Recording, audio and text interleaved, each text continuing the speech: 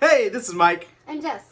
with How to War Games, and we're here for another episode of Kitchen WARCRY in our tiny little kitchen. Today I'm going to be playing Nighthaunt, And I'm going to be playing the Stormcast Vanguard. the pew pew version of the Stormcast. So yeah, we're gonna get started. Today I just put together my own terrain setup, just to see what it's like. We had like some fish aquarium stuff, and just some random other things. I just tossed it all together, see what we got.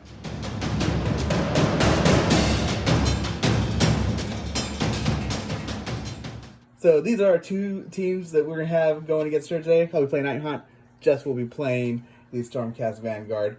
Right here, I got a Spirit Host, 1, 2, 3 Chain Rasps, a Glaivewraith Stalker, 2 Grimghast Reapers, and then my leader is the Dreadwarden right here.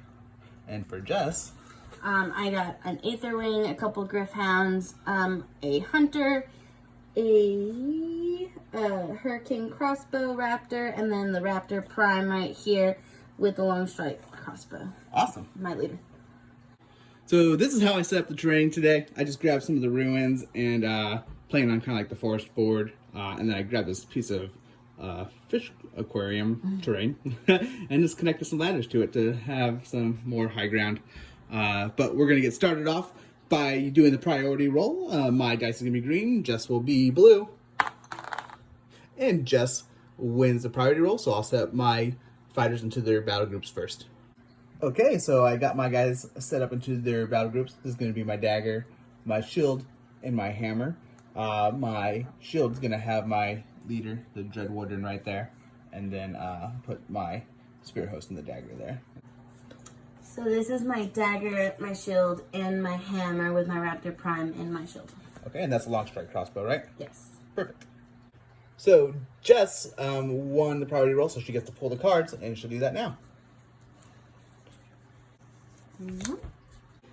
So this will be the deployment card that we pulled. We didn't have to pull a terrain card because I just set up the terrain myself. Looks like it's going to be the shield starting on the battlefield, and then the hammer and daggers coming in round 2. The victory condition we got is seize territory. The players roll off. The winner chooses who is attacker and who is defender. The defender places 3 objectives on the battlefield, each more than 6 inches from any other objective and the battlefield edge. At the end of the 4th battle round, the player who controls the most objectives wins the battle. If the player controls an equal number of objectives, the attacker wins the battle. The twist card we got is eager for the fight, and we add 1 to move characteristics of all fighters this battle. So that's a simple one, and everyone's going to be moving around pretty quick. Since Jessica won the priority roll, she gets to pick which deployment she's going to be, and she's going to be red. So her shield's going to start there. My shield's going to start here for the beginning, and then we'll have some other guys come in round 2. So we have to roll to see who's going to be attacker, defender. We're going to roll off now. And we're going to re-roll. Wow. Really good at doing that. And Jess will have to choose whether she's attacker or defender. So Jess, what did you decide you're going to be? I think I'm going to be defender. Okay, so we'll show you what it looks like after she sets up the objectives. So this is where the objectives got set up. Jess put 1 here, 1 there, and then 1 over here. So now we're going to do the deployment, and we'll show you what that looks like once we're finished up. So this is what we look like after deployment. Jess has her shield right there within 6 inches from the edge, and then I have my shield right here within 6 inches of the edge, like so, in the center. And then we got our hammers both coming in round 2, and then our daggers as well coming in round 2.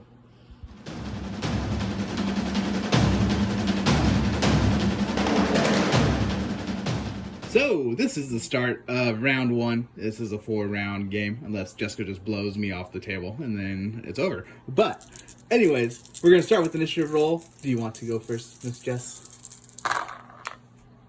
So I got a triple, a double, and 1 initiative. Perfect. So for me, I'm going to roll for initiative as well. And I also got a triple, double, and 1 initiative, so we're going to roll off for initiative. So we're going to roll off for initiative. I'm going to be green, and Jess will be blue. So I win initiative, and I'll pick what I'll do with my wild dice first. So what I decided is I'm going to actually hold on to my wild dice till next round. And I am also just going to save my wild dice. Sounds like a plan. I get to go first. I'm going to take my chain rasp. I'm just going to do a double move over here to grab this objective, and he can fly, so he just goes right over it. So that's what he looks like when he lands after a little tiny flight from there to there. So I'm just going to double move my Gryphhound over here to take that objective for now. Okay. So for my next move, I'm going to take my Grimghast Reaper and fly over that way somewhere. Over there. And that's what my Grimghast Reaper looks like when he lands behind the Gryphhound. From right about there. Alright, so I'm just going to double attack this guy. The Grimghast Reaper? Grimghast Reaper. Okay. So I get 1 attack, strength of 5. Alright, so I usually have a toughness 5, but I'm behind the wall, so that's going to be cover. So it'll be a toughness of 6. So 5s or 6s. Woo! Nothing. One more time. Oh, 10. 10? 10. That means he's dead. Oh. So after Jess blew my poor Grimghast Reaper off the tabletop, I'm going to use my Dreadwarden's triple, which is called Spectral Summon, and bring him back within 3 inches of him and at 2 health because that's how much my triple is. So now I'm going to take my leader and I'm just going to double move over this direction here. And that's where my Dreadwarden, my leader, ends up after flying from there to over there with her double move. So just as out of moves, I have my Grimghast Reaper just do a double move and fly over here to get engaged with that Raptor Prime. I really didn't like how that got shot off in one attempt, so we'll see if we can do something about that. And that's what we look like when I land in front of the Raptor Prime right there and try to get another objective to cancel it out. And this is what we look like at the end of the first round. We don't get any victory points. It's just going to be whoever controls the most at the end of the 4th battle round, but currently Jess holds that one. We're tied on here, and then I hold this one right here.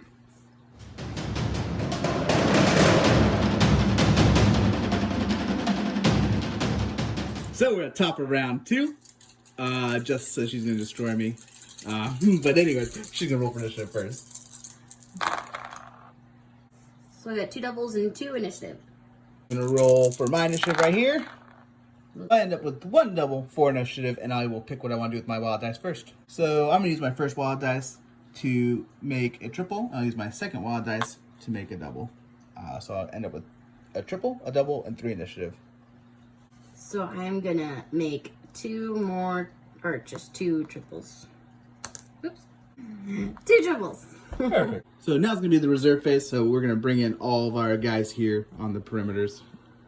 Over there. And then we'll show you what that looks like in a moment. Okay, so this is where my hammer came in. That's where Jess's hammer came in. I brought my dagger right in here into combat with the Raptor Prime, her leader. And then her dagger came in right here, ready to open up some shots into my guys here. So I won initiative. I'm going to start off by using a triple with my Spirit Host. It's called Frightful Touch. Basically turns any of my regular hits into critical hits. So I get 6 attacks, we'll get 2 rounds. I have a toughness of, a strength of 3 to a toughness of 5. 5, so 5s and 6s, and any of them are going to be crits. So I get 1 hit that's a crit for 4 damage. I'm going to hope for a little bit better on the second roll. And they were all crits anyways. But anyway, so another 4, 8, 9, 10, 11, 12 total.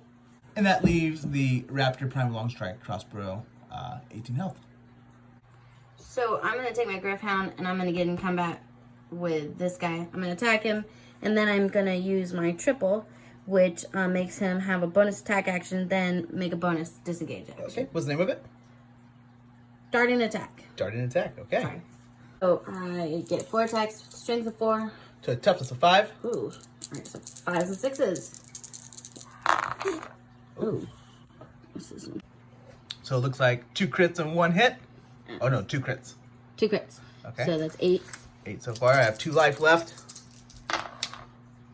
You did. Oh, another one dead. So I would normally make a disengage action, but now I don't have anything to disengage from. So I'll stay there. Yeah, because he's dead. He's dead. So for my next move, I'm going to take my Chain Rasp, and I'm going to use...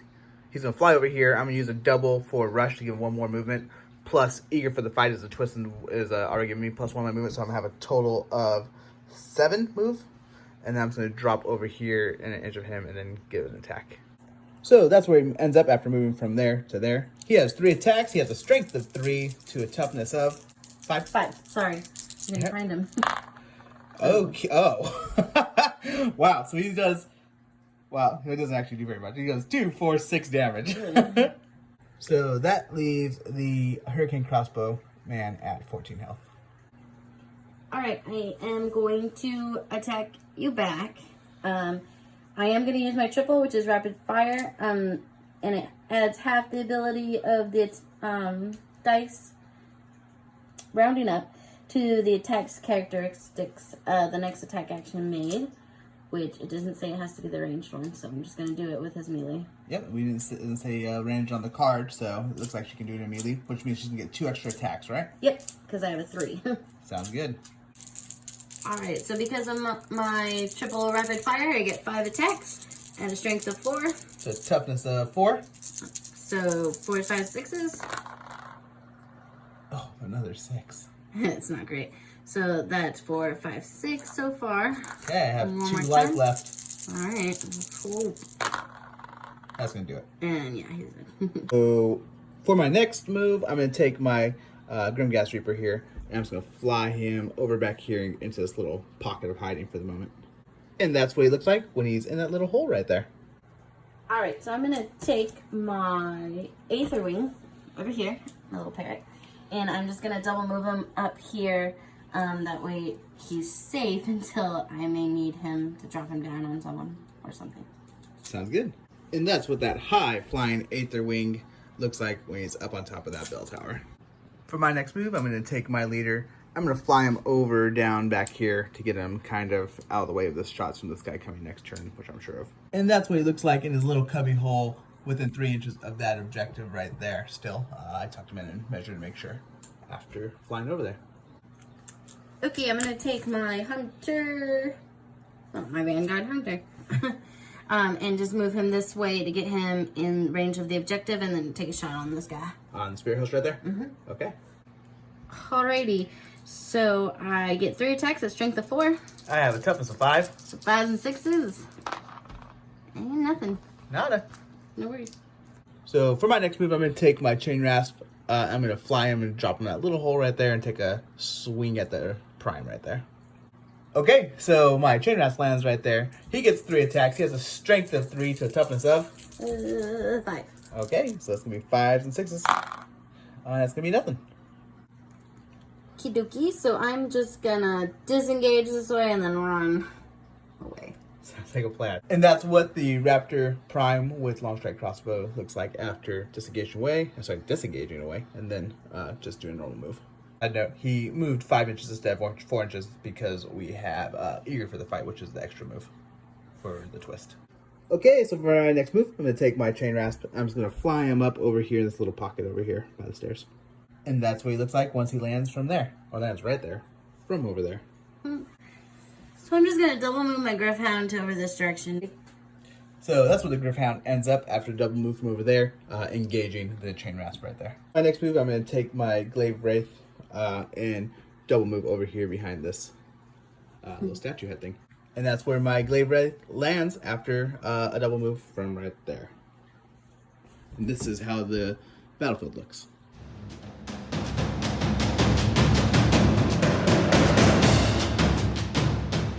So this is the start of round 3, right? Yep. Okay, 2 rounds left. Jessica's going to do initiative first, or roll for it. I got 2 doubles and 2 initiative. Perfect. So now I'm going to roll for my initiative.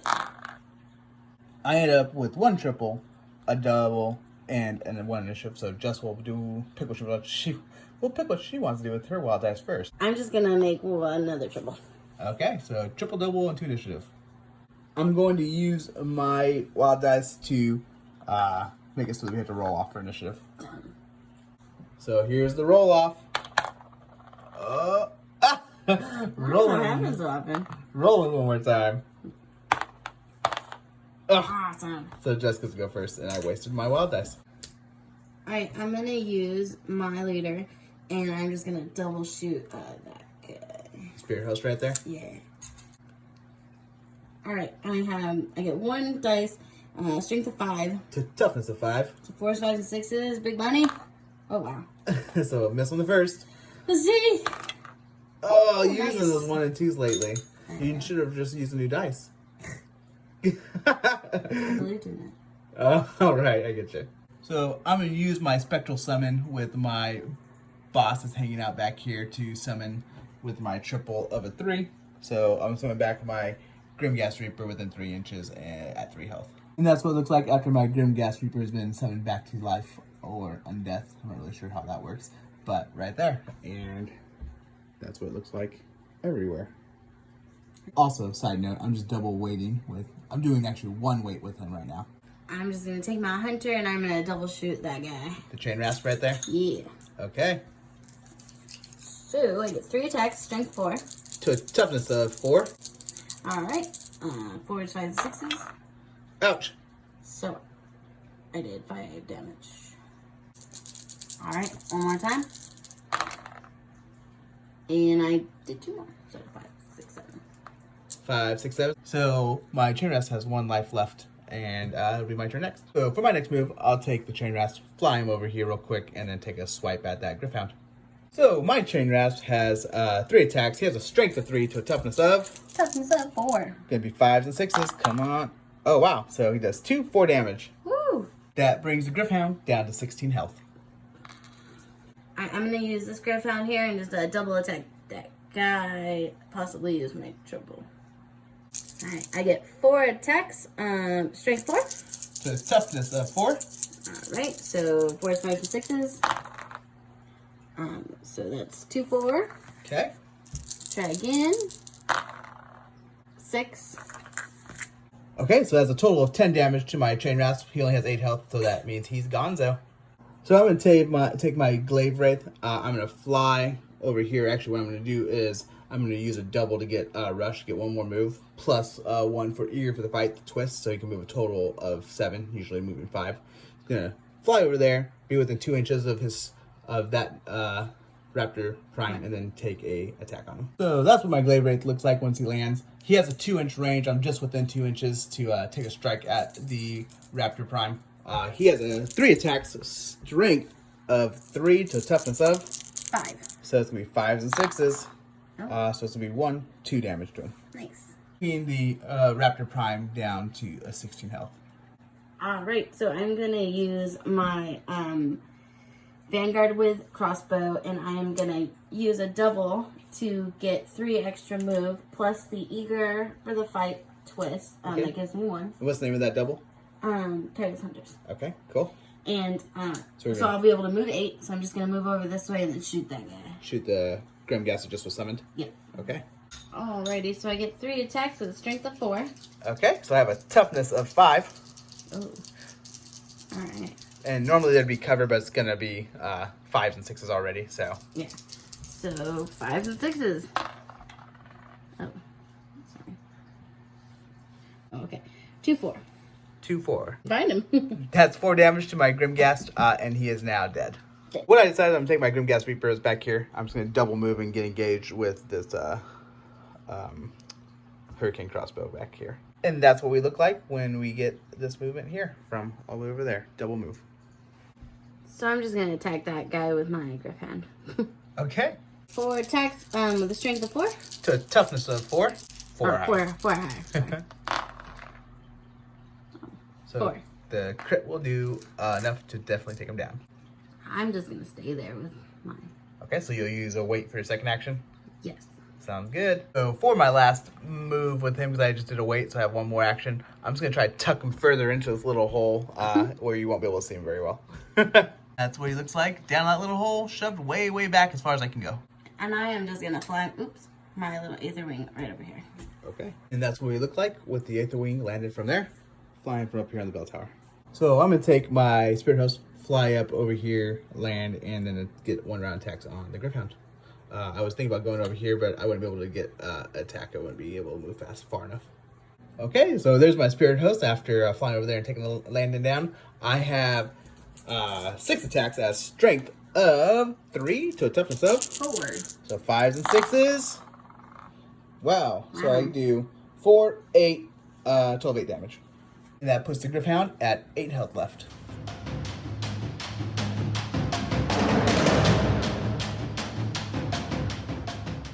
Okay, so we are in round 4 now, the very last round. It's going to be whoever can hold the most objectives at the end of this round. And we're going to start off by rolling initiative. Okay, just starts with roll initiative first. Go ahead. Okay, so... I got 2 triples. 2 triples. And I'm going to roll for my initiative now. Oh. Oh, wow. Okay.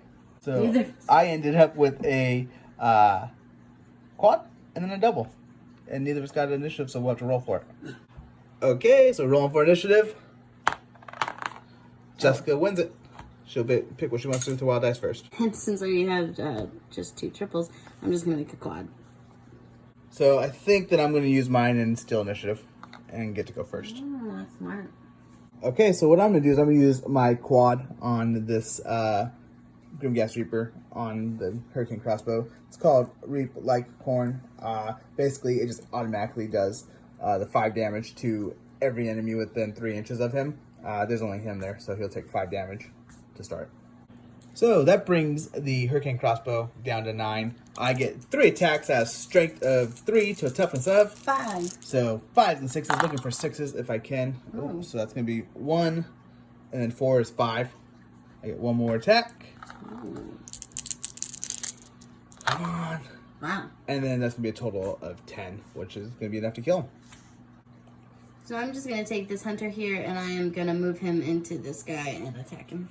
Okay. Melee stand. So he gets 4 attacks, strength of 4. So toughness of 5. Alright, so 5 and 6. 5 and 6. So. Oh. Ouch. So I did 8 damage. Okay. Glaivewraith with 2 health left. For my next go, I'm just going to do a double attack on the Gryphhound here. So for my Spirit Host, I get 6 attacks as strength of 3 to a toughness of 4. So 5s and 6s. That's going to be nothing. And I get 1 more round. I just need 2 6s here and I'll put him down. So I did 4, 5. Ha! So he ends up with 3 health right there. Alrighty, I'm going to go with my Aetherwing, and I'm just going to use my double warning cry, which lets me reroll 1 dice during attacks targeting this fighter. Okay. And then after that, he's just going to sit there. So a double weight? Or just 1 weight maybe? Just 1 weight, yeah. Okay. So I'm going to take my Glaivewraith, and I'm just going to fly and land closer to both of those 2, and I'll take 1 attack into the Raptor Prime. Okay, so my Glaivewraith is going to take an attack into the Raptor Prime. He has 3 attacks that have strength of 3 to a toughness of 5. So it's going to be 5s and 6s. Oh. So he does 3, 4 damage to him. Nice. So the Raptor Prime ends up with 12 health after that. So I'm just going to double attack him with my Gryphhound. Okay, so 2 attacks coming into the Spirit Host.